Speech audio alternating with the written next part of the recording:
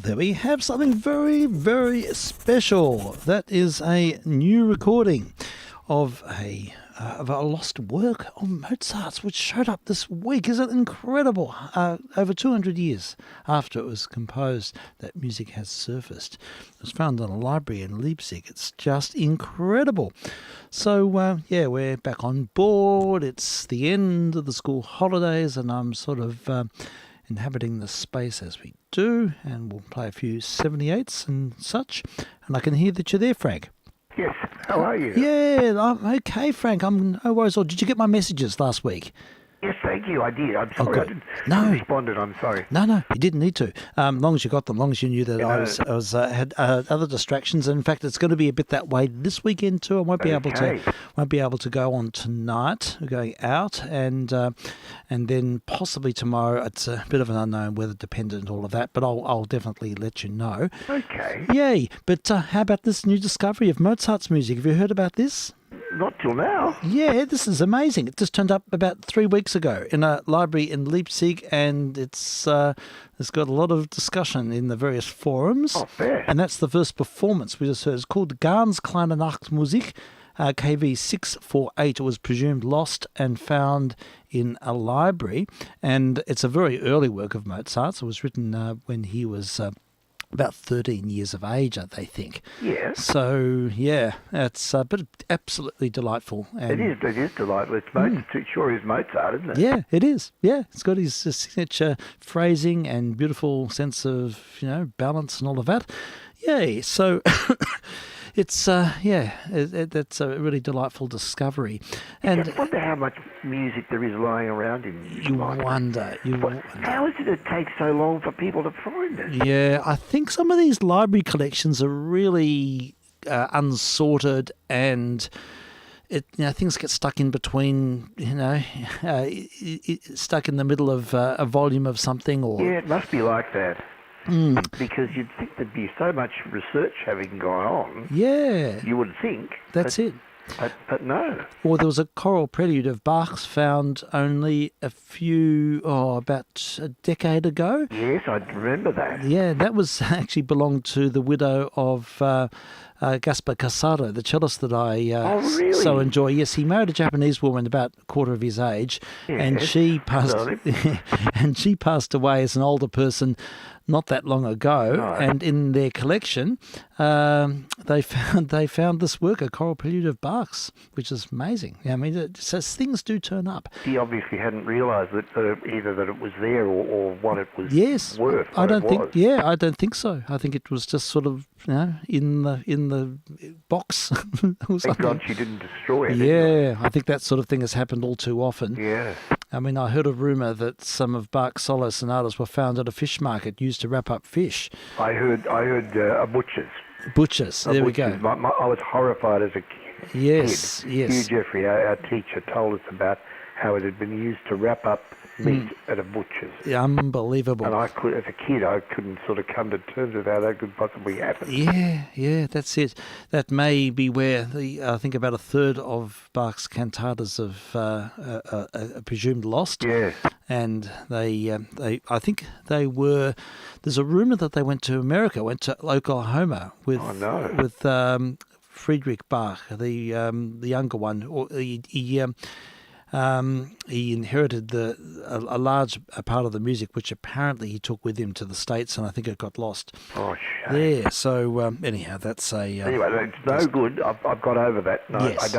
I don't grieve for it anymore. No, we're very lucky to have what we do have. Oh, yeah, which is pretty substantial. It is indeed. That's so true. Yeah, so anyhow, it's lovely to hear a new work of Mozart's, and It certainly is. Yeah, it's all good. And how are things with you, Frank? Not bad at all, thanks. Yeah? I've actually had a bit of a back issue through the week, but I'm taking this special medication called prednisolone. Oh, yes. Yes. I do a course of it, and yes. it actually puts me in a state of health which is far better than I normally am in. Yeah. Just a sec, someone wants to talk to me. Yes, of course. No worries at all, and that's fine.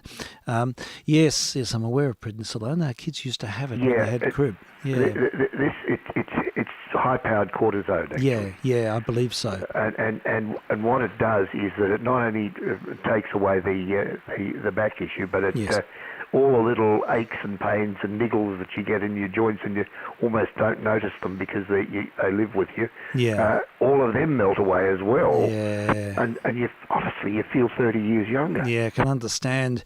Yes, it's it's good for sort of developing new muscle memory and new sort of recalibrating the system, because we sort of have, I think, a lot of emotions and things sort of get caught up in our physicality, and exactly right. And to break that circuit sometimes is probably not a bad idea. It actually brings on a kind of euphoria. Yeah, I can appreciate that, simply because you just haven't got those niggling issues.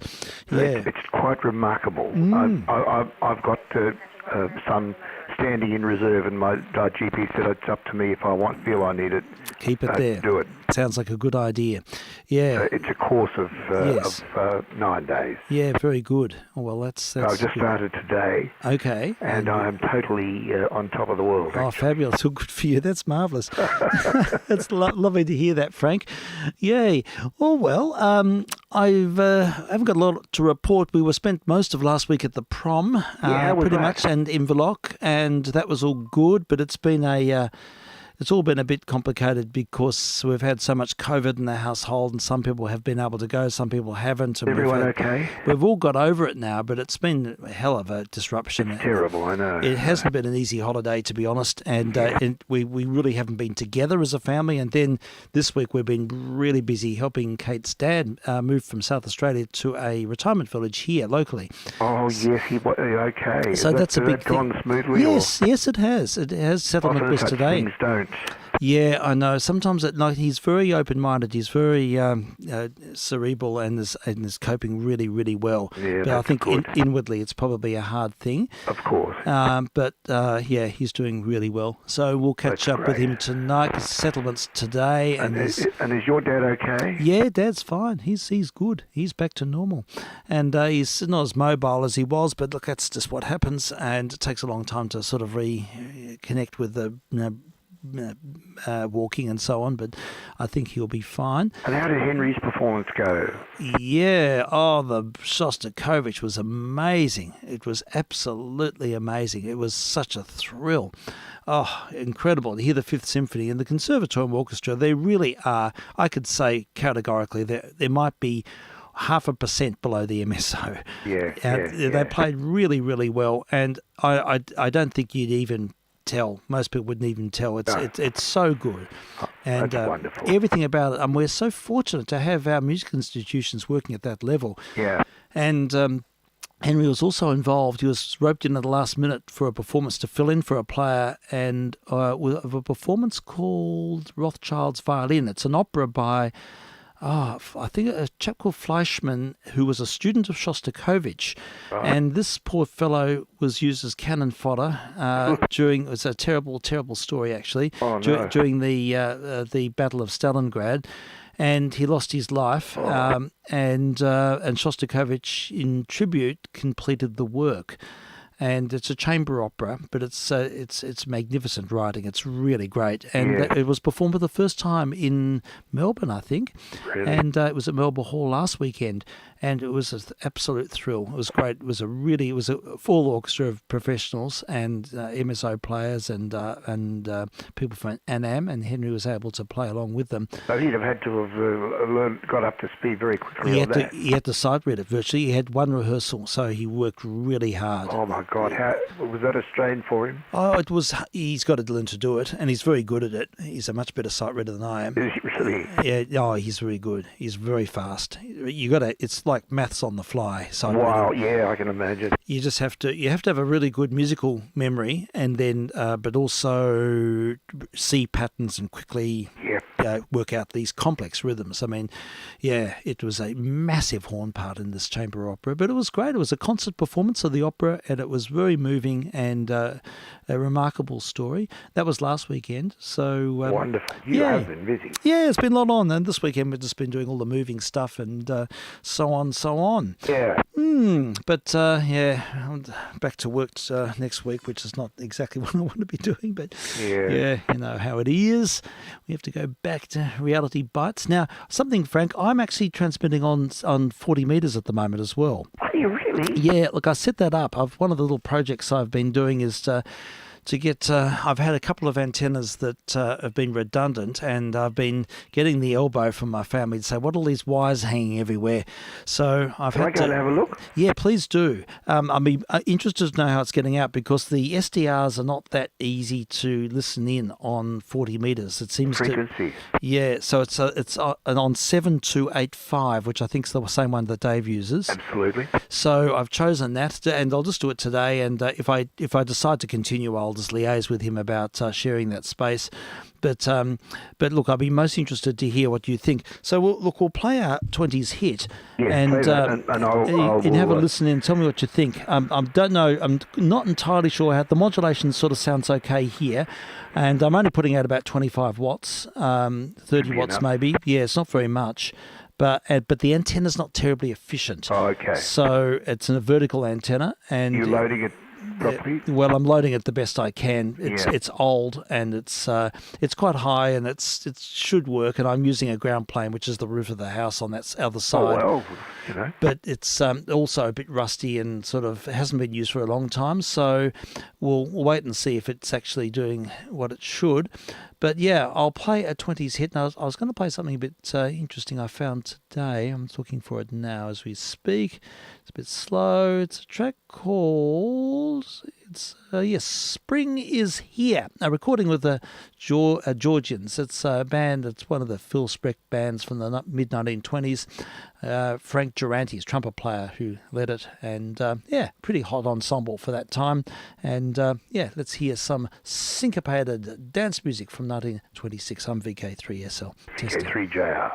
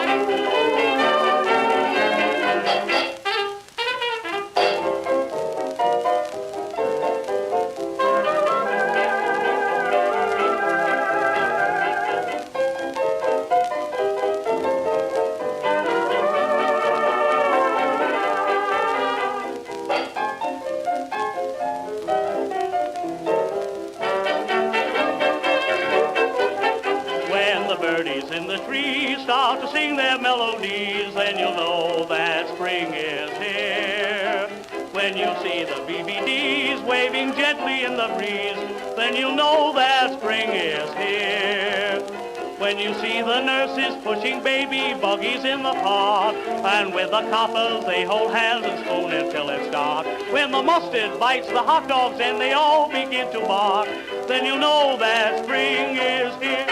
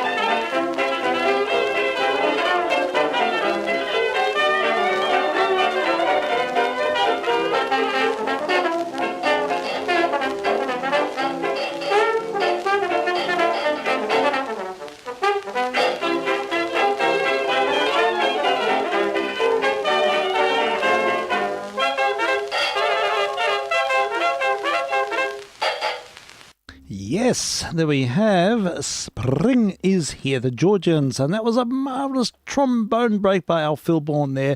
Oh, yeah. He's a trombone player who I really admire, but we don't hear him very often because he didn't make many records. Now, Frank, how did it go? Not so good. Okay, it's a little bit... I couldn't really... The only way I could find you was to inject a carrier. So, mind you, I've got an S9 noise level here, and there is lightning, as you would be aware. Yes, there's a bit of a noise. I tuned into South Australia, and it came across really strong there. But Did it really? Yeah, but it may be a part of the... It may be to do with the fact that it's vertically loaded, this antenna. Oh, look, that's probably right. Because Yeah. I'm basically, I'm a bit of horizontal, a bit of vertical. Yeah. So that could be what's going on. I've got an S9 noise level. Yeah. So look, I will see if I can. I've got another inverted V for 40 meters, which I modified a bit today, but I don't think it's working. There's something wrong, and I have to look into it more. Yeah. But look, I think in general, it's sort of I've got the idea, and I think it's worth pursuing. So we'll just have to sort out systems. I had a really good HF antenna dipole. It was one of those G5V type things, but it was very high in the tree, and it straddled the whole block. And it was one of the best antennas I've ever had. Yeah. But the wind blew it down.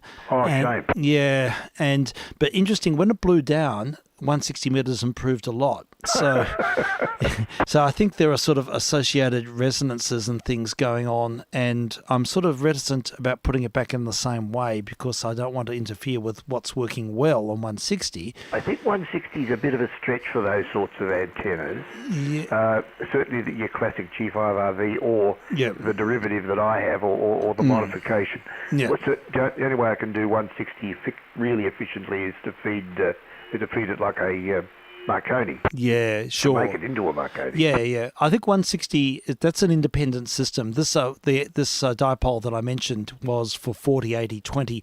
I think it just interfered. I think it got in the way of the 160, which is an inverted L. Oh, well, your 160 is precious, really. Yes, it is. It's special, and I don't want to... I think it's working quite well. It's going brilliantly. I get you 30 overnight. Oh, that's good to hear. Oh. And I think... Total bash. Well, that's nice to know. I did listen to the coffee break this morning, but I was in and out, and I couldn't get...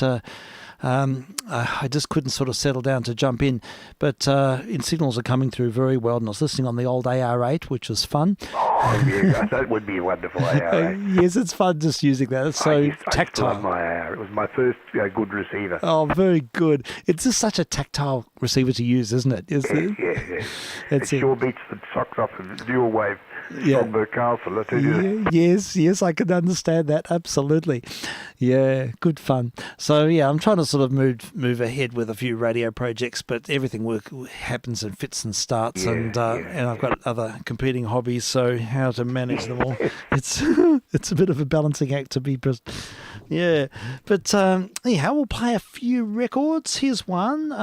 When Somebody Thinks You're Wonderful is the name of the tune. It's Fat Swatter and his rhythm. Yeah, I can't recall hearing this one before, but I'm sure it'll be good. Anything Fats did was really good and contagious and positive and just had all of those attributes. Now, I've just got to check that I've got everything right. While you're doing that, can I just say hello to the listener? Yes. And in particular to Jamie, if you happen to be among us. Yes, a warm hello to Jamie. I'm sorry, Jamie, I won't be on tonight. I was planning to, but it's just not going to work tonight. So, because I know Jamie often listens to the late night program and online, so we'll save that one up for next week. I'm very keen to continue with them during term. We'll just stick with our slightly earlier time and that suits me a lot. Yeah, and truncated programs perhaps as well. I can do late if you want to. Yeah, no, I understood. I'm the same. I'm really comfortable with the earlier one. Yeah, look, I get that, and I feel much the same, Frank. It's a question of sort of just keeping things in check. So we'll start with the earlier time, probably slightly shorter programs, but we'll just keep moving on with all of that when term starts. So that's the plan.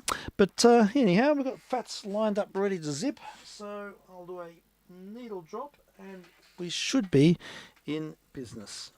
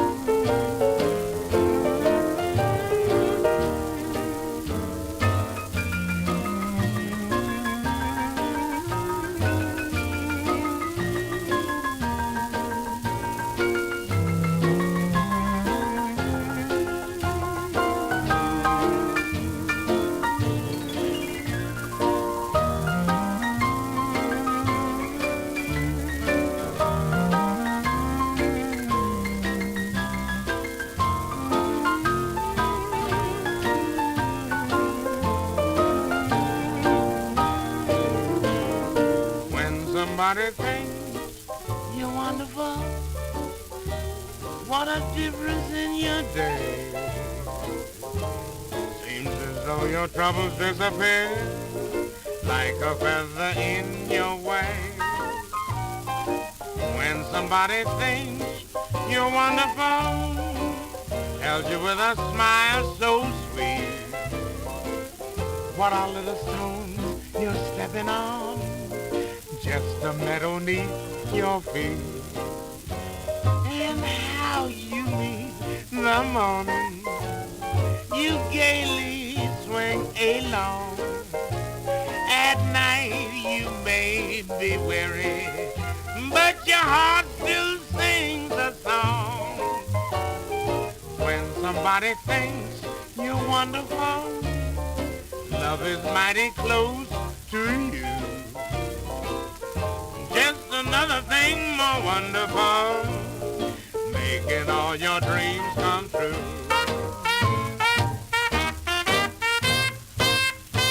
Oh, somebody done told you it's wonderful, huh? Difference in the day, I see that now.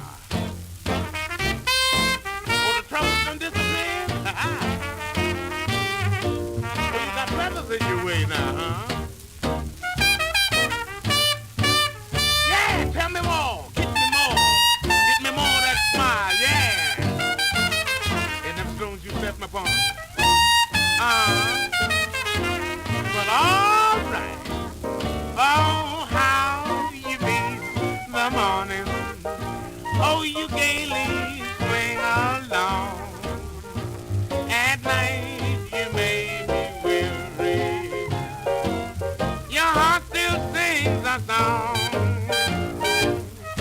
When somebody thinks you're wonderful, love is mighty close to you. Just another thing more wonderful, making all your dreams come true. Well, all right. There we go. Don't you love him? Yeah, I know. He's just so contagious. Just he had a zeal for life. There's no one like him, is there really? No, there isn't. It's just such a natural expression. It's completely free of anything. It's just this wonderful open personality. Like Billie Holiday in that respect. They're just their own people, aren't they? They certainly are. You're spot on. I that's it. It's a sense of it's a humanity. Yep. I think. Yeah, I sense that. It's just. I want to find out what's the other side. Let's have a look and see. It's an HMV from the 30s. The other side is Dinah. All these are from the 30s because he didn't live into the. I think he died in 1941. Yeah. Anyhow, Dinah. He didn't exactly look after himself. No, he didn't. He was a big whiskey drinker and all-nighter and food eater as well. And food eater and woman eater and all of that stuff. Yeah, I know. It ended up, Absolutely. He was. But that story about that his son told about how he used to, when his son was young, he used to take him, Fats used to take him on his womanly escapades. Oh, God, did he? Oh, well, you had to. We were supposed to mind the kid. Okay. He had another agenda. Oh, God. I can only imagine. You've got to do what you got to do, Yeah, Steve. well, that's right. Yeah, yes. He certainly had the, he had his playing field. He did. He knew what he was about. Yeah, he could play the piano and he could play lots of things.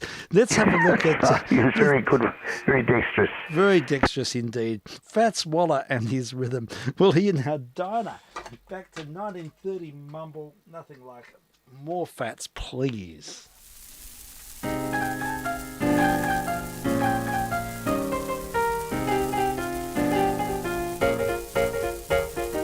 Dinah, is anyone finer in the state of Carolina? If there's and you know her, sure to me, Dinah. With those busy eyes blazing, how I long to sit and gaze into the eyes of Dinah Lee. Every night, why do I shake with pride? Because my dynamite changed her mind about me. Oh, Dinah, if she wanted to China, I would hop an ocean liner just to be with Dinah Lee. Bring it on out to Jackson. Yes, yes. Yes, yes, yes. Bye, bye, bye, bye.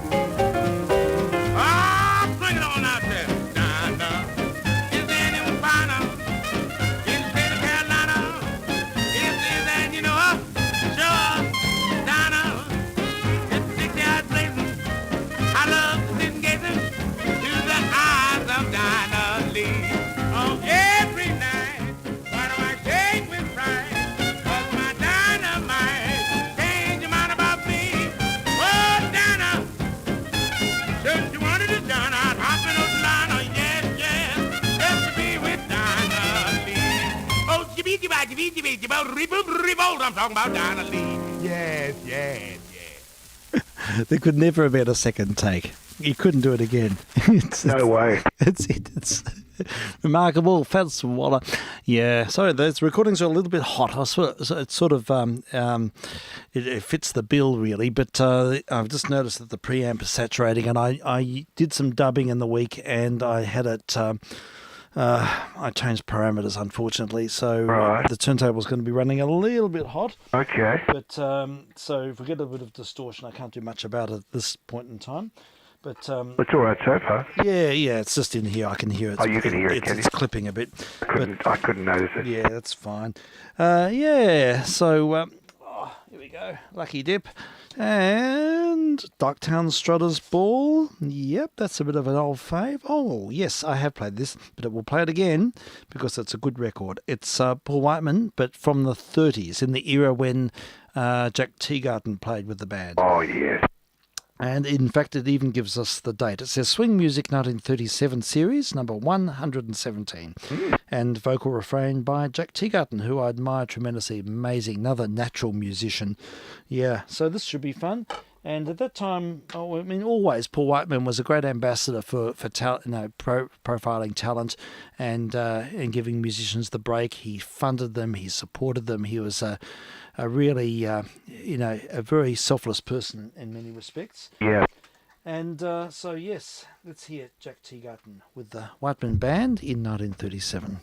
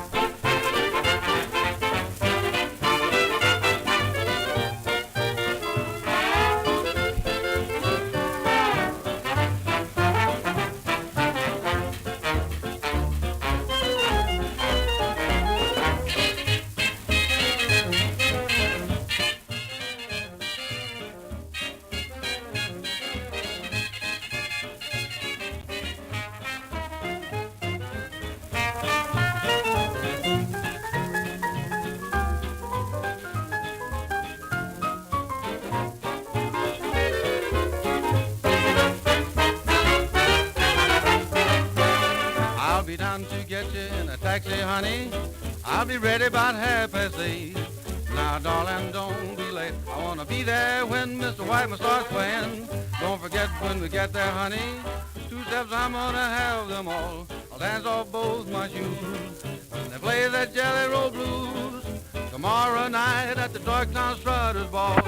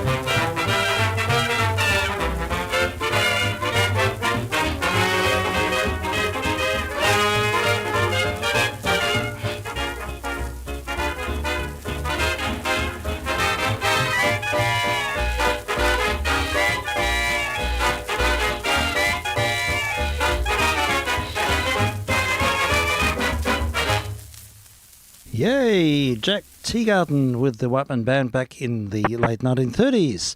And we made a quick seasonal adjustment there to get the levels right, and that seems to be good. Good. It's much, much better. Sounds no clipping now. And yeah, it's great to hear Jack Teagarden. He just had this wonderful swagger. Yeah. And I love him. I do too. I think he's so likable. He's just got this wonderful, vivacious manner and a really quite an interesting way of playing. He's sort of I think he grew more out of the tailgate tradition of trombone playing, but he intellectualized it a lot, and it became a lot more complex. One of the musicians who was really inspired by him was none less than Walker Dyer, who played with the Frank Johnson band. Yes, and I know of Walker. Yeah, Walker Dyer. He died, didn't he? He died in a car accident in 1955. It's really sad. And Frank Traynor also embraced that sort of that's tradition. Right. Frank was a good player. Yeah, he was a tremendous player, wonderful musician. Yeah, but look, I'll play this record. It just happens to be in the batch recording with Frank Johnson and his fabulous Dixielanders, recorded not long before he met his demise, early, about 1953. And it's a classic. It's got some great trombone work, and Walker himself does the vocal chorus. Oh. But this was a great band. They had 2 trumpet players, and it's a really good ensemble sound.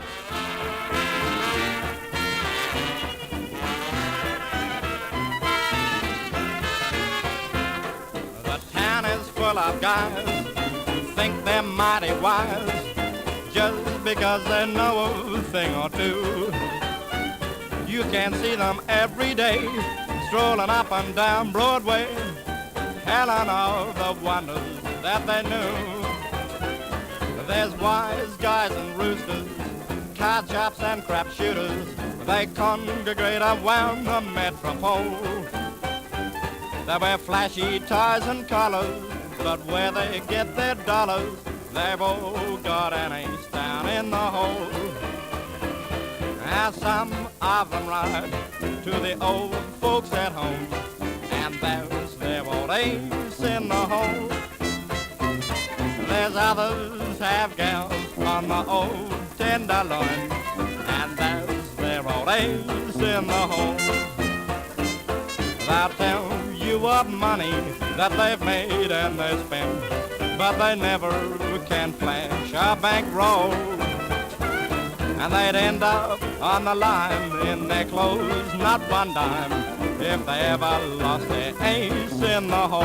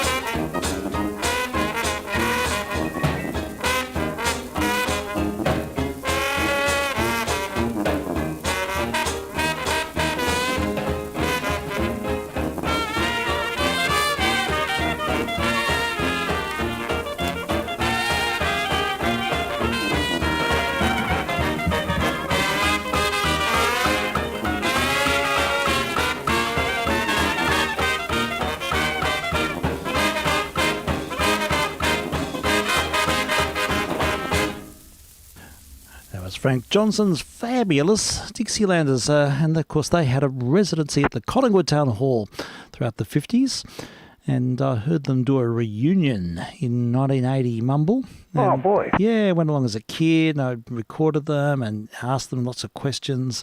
I was sort of really into it. Yeah, great stuff. Yeah, it was interesting. And you could hear Jeff Kitchen. Probably the most talented person in the band was Jeff Kitchen, clarinet player. Right. He had just a really good imagination for the style and just embroidered the music superbly. Yeah. And musically very astute. But it had a good chemistry, that band, and it's trad revival, which has limited appeal in general, but I think that's they're significant and certainly worth playing here and there. Another one, looking through the pile, is a recording of Graham Bell, and of course they had their own distinctive sound. They certainly did with the they had the temple block and that sort of thing. Yeah, they did, and their band also sort of remained extant on and off for a very long period, and I heard their revival at the Victorian Jazz Club in 1980 Mumble as well, and they're all in their 70s then. But that was really special, and but look, this is a bit significant for another reason, because during this week I caught up with a family friend, a friend of my dad's, and who was very impressionable on me as a young kid. He's now in his late 80s, and we had lunch with this chap, and he is married to Graham Bell's daughter. Oh boy, Christina. So, but we talked a lot about music, and I was able to thank him for his, for inspiring me in so many ways. He gave me all his 78s back when I was a kid, and he introduced me to a lot of music, and we talked a lot about music styles and technology, and he was a bit of a mentor. And when I was a young person, that's a great connection, isn't it? It is. It's really special to have lunch with him. I haven't seen him for decades, and I went to school with his son, and his son's now an attorney in America. Wow. Yeah, so he comes out every so often. So if he comes back again, I'd like to catch up with him. And they're a wonderful family. My favourite cousin is best friends with Frank Trainor's widow. Oh, right. Okay. Wow. And Frank's daughter is an author. I see. An author. What? She's written several books, I think. I can't quote any of them. Sure, but I think she's achieved some success. Oh, how about that? That's interesting. I'd like to know. Maybe we should do some research and find a little bit more about her. Yes, it's a different. She's got a nom de plume. Yeah. We can easily find it out. Yeah, we should do that, shouldn't we? We should do that. Yeah. I'll ask Brenda anyway. That's my cousin.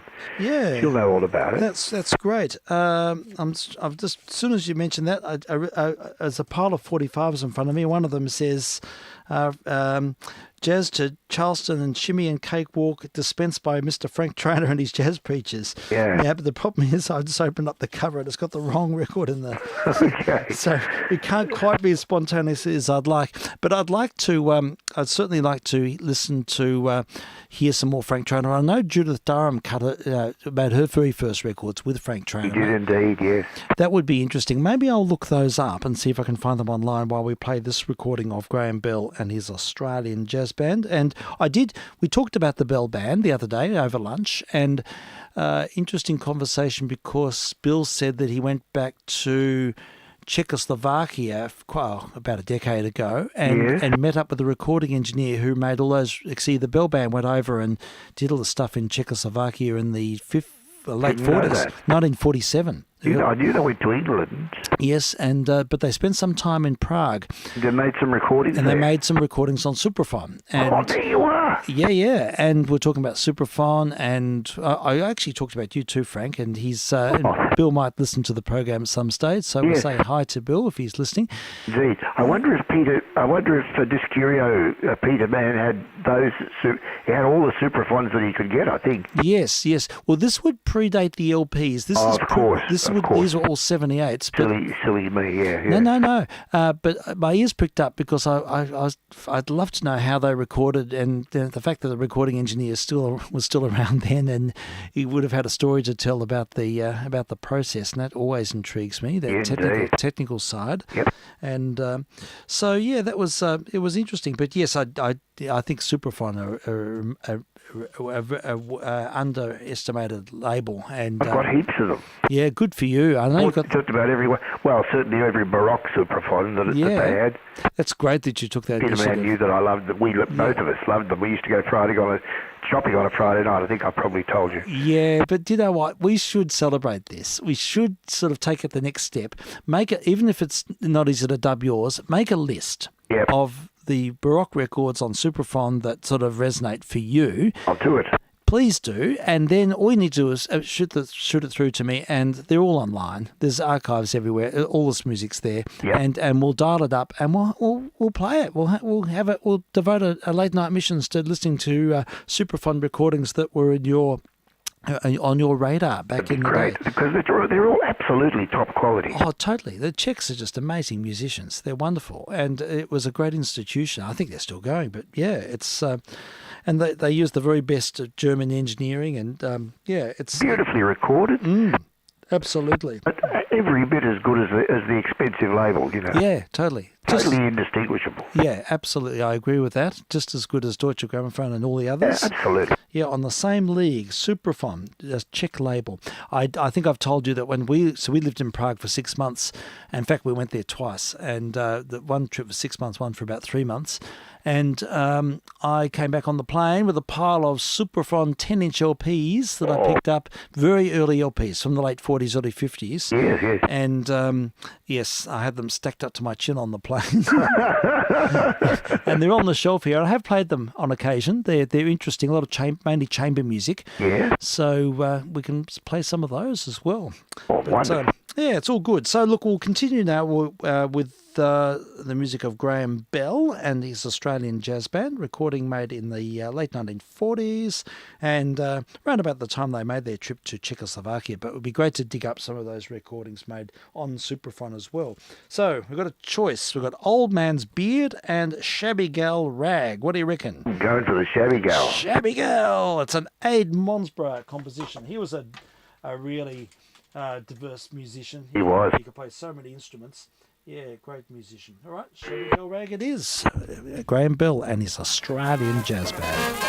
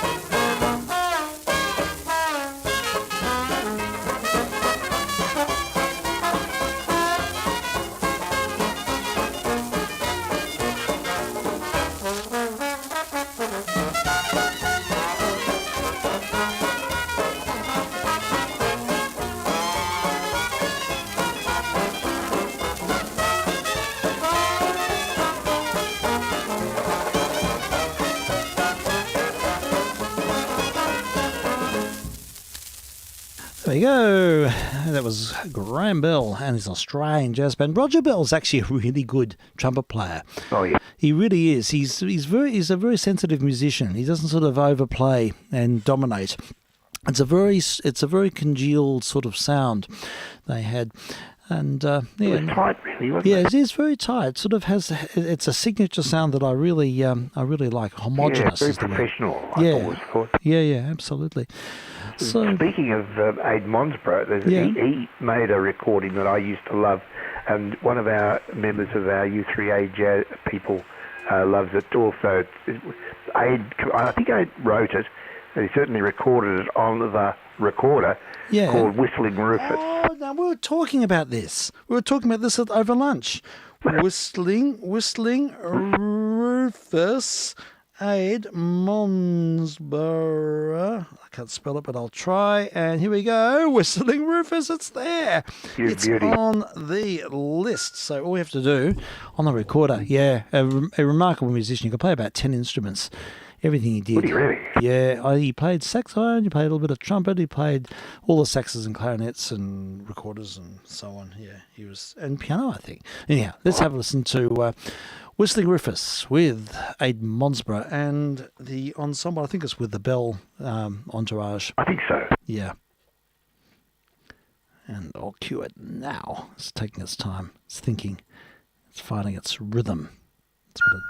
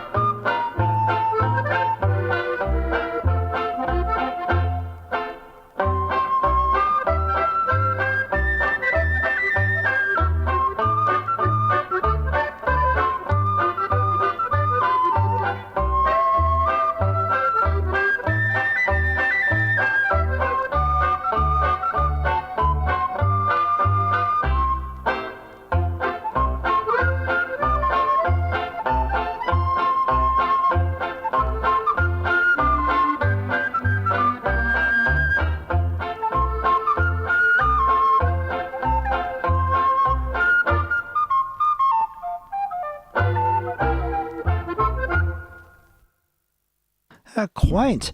That's great. I haven't heard that version with the piano accordion. Yeah. I've just noticed there's two versions here of Whistling Rivers. I'm going to play the other one now. They're both on the same album. It's a recorder in ragtime, Lazy Aid Monsborough. So Lazy Aid, yeah. Yeah, and so we'll hear this other one. This other one was with Smacker and the band. That's the one I'm familiar with. Yeah, sure. So we'll hear this from the same album anyhow. So yeah, Whistling Rivers, take 2.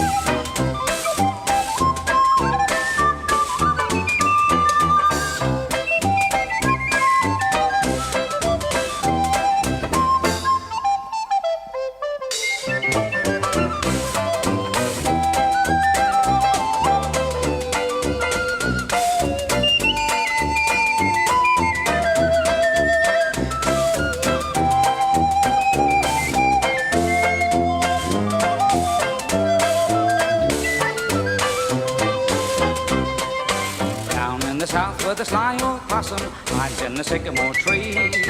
There lived a fella named Rufus Blossom, lazy as a fella could be. He had a head like a big sledgehammer, a mouth like a terrible scar, but no one could touch him in Alabama when he played on his guitar. Make no blunder, you couldn't lose him. A perfect wonder, they had to choose him. A fine musician of high position. He was Whistling Rufus and he was a one-man band.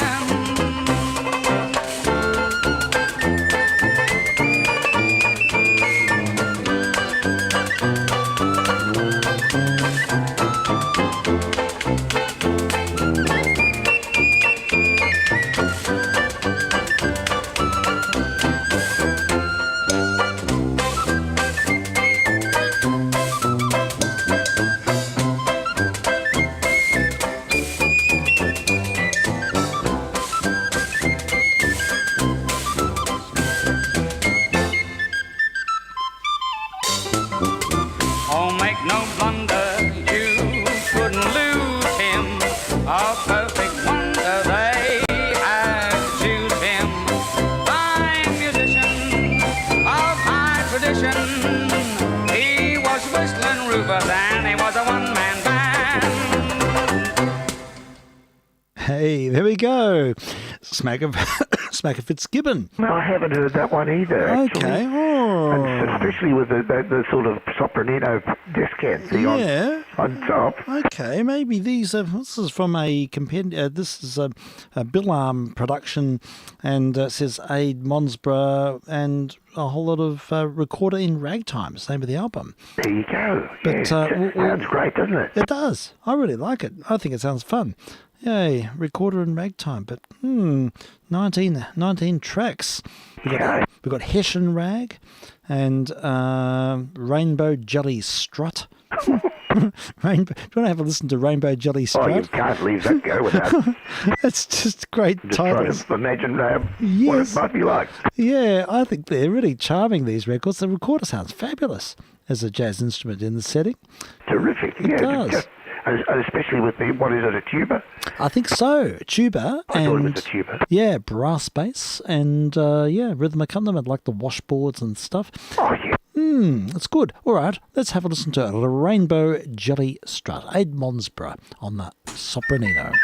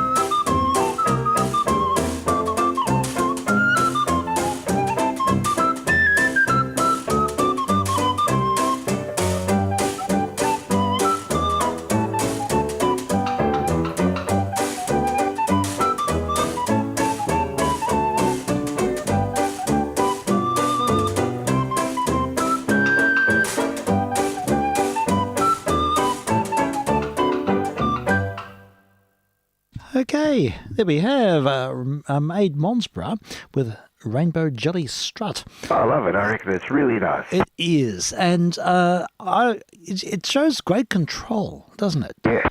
I mean, recorder's not an easy instrument to sort of maintain an even keel. Not at all. No. You can easily overblow, and you can easily sort of get that sort of slightly hysterical sound. Yeah, I know.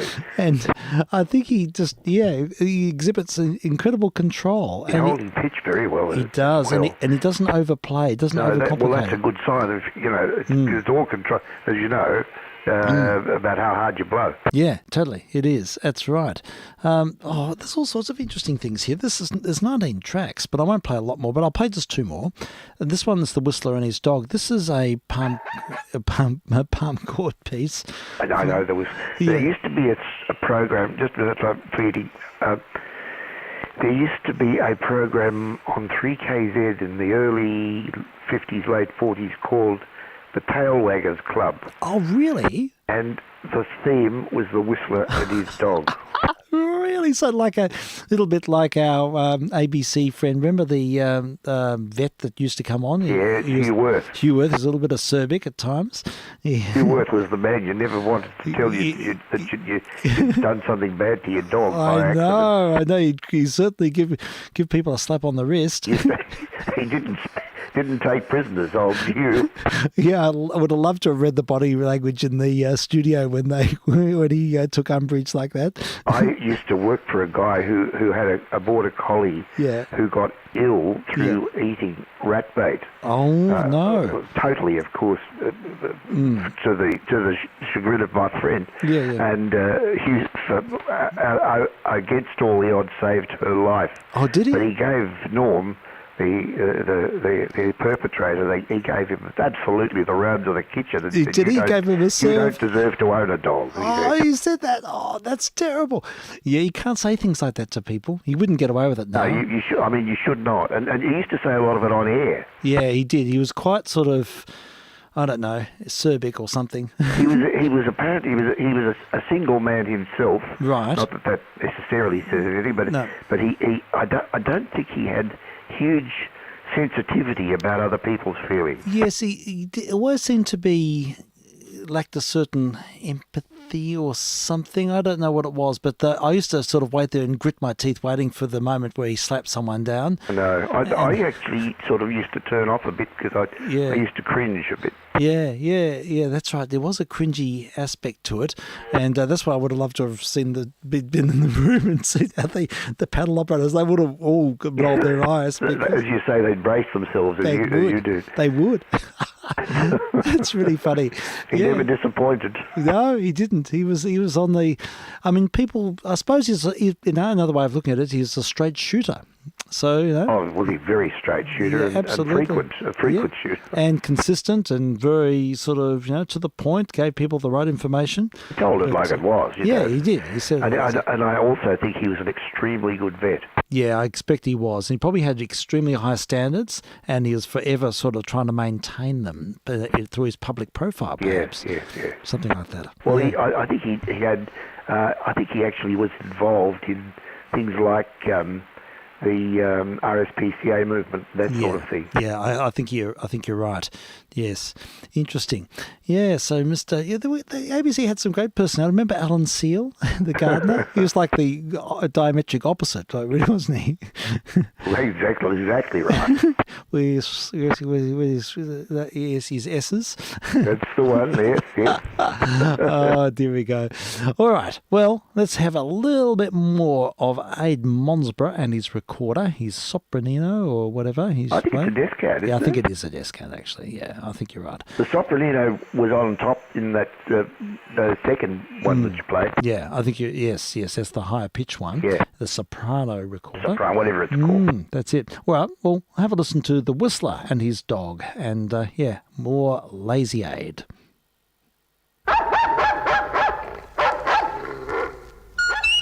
And we dedicate this to Hugh Worth.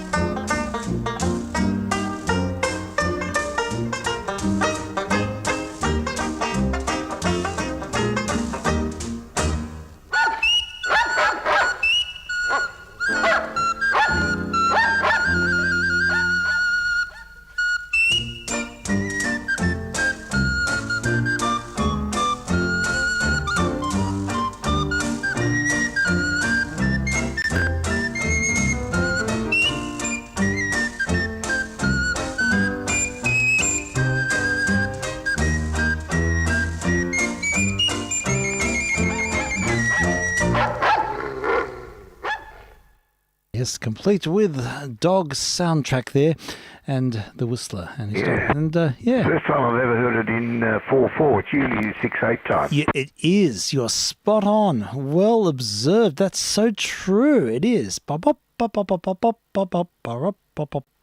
Exactly. Yeah, so they squared it up. Ha-ha. Bit of a swingy note to it. Yeah, it's clever. That's good. Now, notice, would you believe, there are 3 versions of Whistling Rufus on this album. I know. So let's have the third one. Maybe it's the one, maybe not, but we'll give this a whirl. It's a shorter version. But yes, they're all different lengths, and the same tune is featured thrice. Whistling Rufus, Aid Monsborough.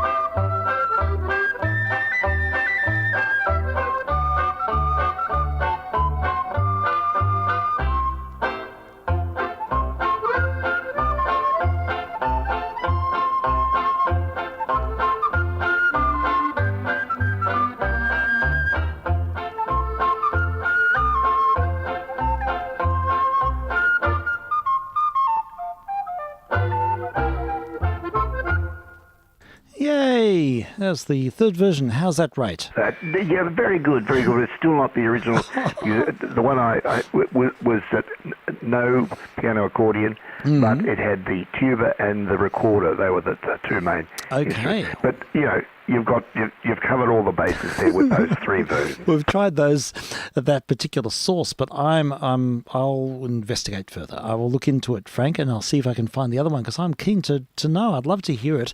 And he obviously found a certain resonance with that track. I think he became a little bit associated with it. Yeah. And it certainly cropped up in our lunchtime conversation over dinner the other day.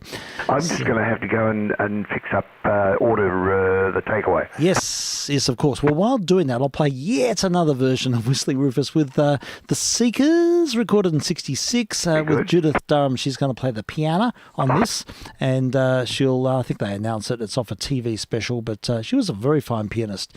And I didn't know that. Yeah, she's a really good pianist. Her sister is still active in the U3A choir. Oh, very good. Beverly Sheehan. That's the one. Yeah. We sat next to her at Bill Armstrong's 90th.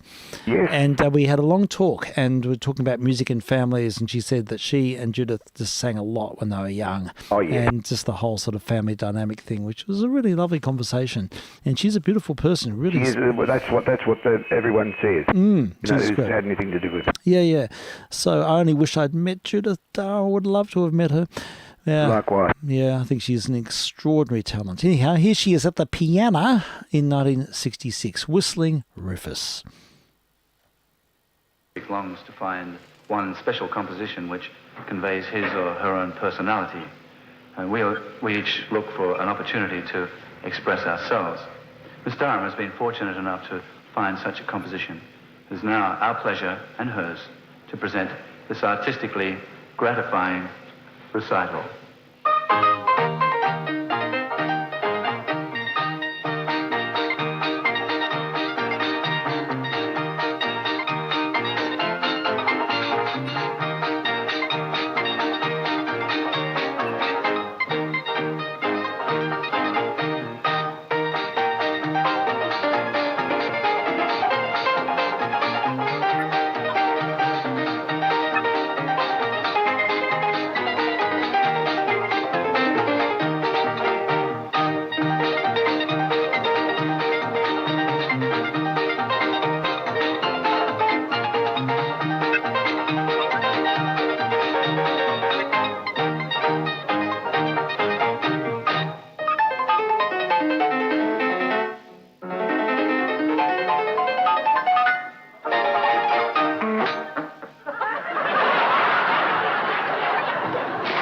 There we go, the Seekers in concert. I think that was recorded in Britain.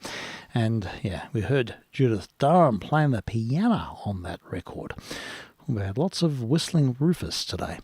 I'm vk3sl and we're testing on 160 and on UHF. I switched off 40 metres because it was not really performing, so that's something to develop. That's work in progress. But I'd like to get there, and I've just got to put up another.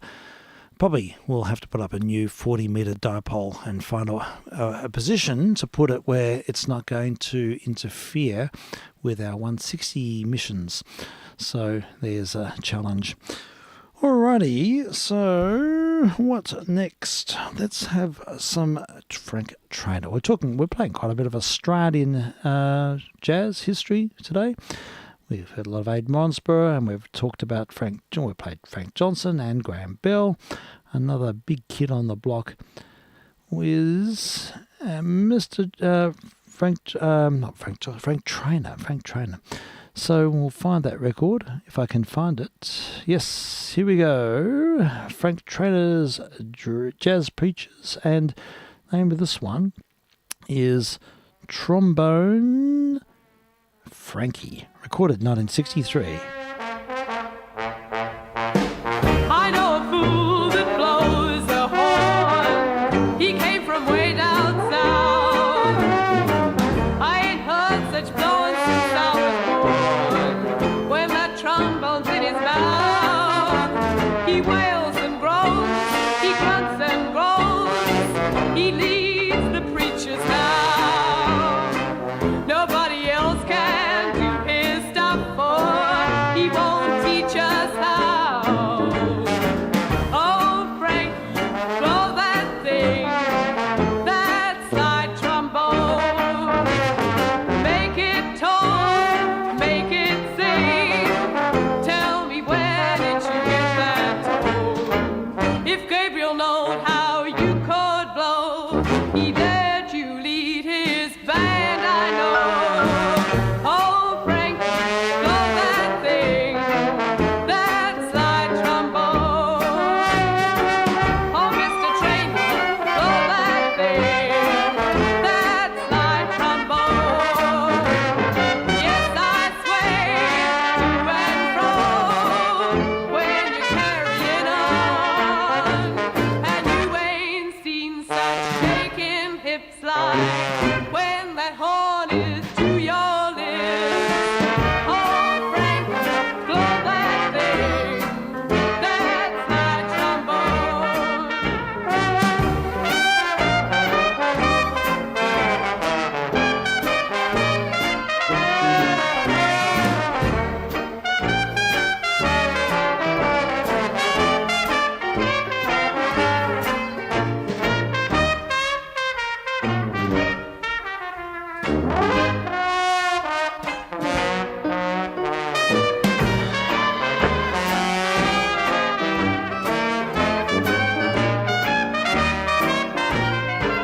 Oh, Mr. Trainer, blow that thing, that slide trombone. You'll even make a king get out of his throne, and he would break a leg, I know, doing the Charleston while you blow.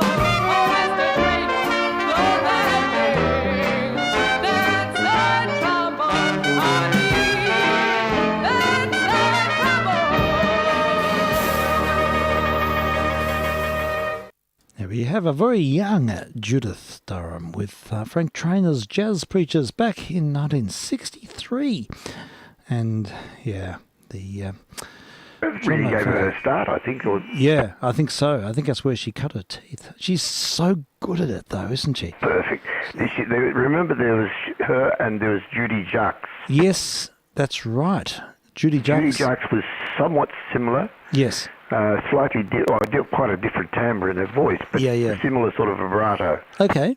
Yeah. Fast vibrato. Yes, that's right. That's a characteristic. It's sort of Piaf-esque, isn't The it? one. Very, very good analogy. Yeah. I think with Judith Durham, because she had perfect pitch, and she just unbelievably good pitch. Oh, Like, it's spot on. She couldn't always get found better. she always found exactly the centre of the note, which very few singers can do. Yeah. And She didn't wander up to it or. no, there's never any sweeping. It was spot on, and she obviously had that sort of that incredible acuity. But yeah, she would have made an incredible opera singer. She would. She would have been like Melba. Melba has that sort of glowing centre of the stitch. Melba had perfect pitch too, and but I think Judith Durham would have been a very great singer if she'd chosen to do that. But she was great in what she did, and I'm thankful to have her heritage. Absolutely. Yeah. All right. I'm going to have to wind up. Unfortunately, it's. Well, I'm not. I'm in a way. I'm not sorry because we just got a little bit of thunder here. Oh, okay. It's starting to sort of move that way. All right. Time for me to wind as well, I think. Now, I just don't know what my movements are tomorrow and Sunday. Or Sunday I should be around, but tomorrow I just don't know. Oh, don't worry. Let me know when. Yeah, I'll give you a ring, Frank, letting you know. And the listener, sorry, folks, we can just have to stand on by, do a rain check, and hopefully we'll be here, but I'm just not sure if I'll be back in time. But that's the grand plan for this weekend. No missions tonight. Can't be around for tonight, but certainly on Sunday, maybe tomorrow. So thanks, Frank. It's been great to catch up with you. Thank you always, Steve. Yeah, it's good fun. I love the rabbit hole, just sort of letting nature take its course. They work out well, don't they? They do. And speaking of such, in my pile of 45s, I've just picked out a super fun 45 from the 50s, and I can't read it. All I know, it's the music of Joseph Suk. Yes, And, well, he was a Czech, of course. Didn't he marry Dvorak's daughter? I think you're right. I think that's the story there. You're right. So, yeah, we'll hear this 45, and I won't testify what it is. It's a Suk miniature, but it'll be very beautiful. His music is superb, so we'll ride out with this, something completely different. Okay. But, yeah, all right. We'll catch you soon, Frank. Thank you so much. And cheers to the listener. VK3JR is clear. Yes, indeed. All the best, and thank you so much for listening in. I'm VK3SL. Cheers, Steve.